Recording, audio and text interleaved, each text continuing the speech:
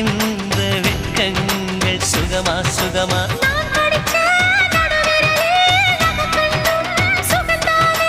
இடைவெளிகள் குறைந்து விட்டால் இம்சைகளும் சுகம்தானே உன்னோடு நான் இருக்கும் நொடியெல்லாம் நடக்கும் நீ இல்லாமல் நான் நடக்கும் வழியெங்கும் உள்ளிருக்கு அடவெண்ணிலா வெக்குதை புன்னகை பூக்குதை நம்மை கண்டதாலா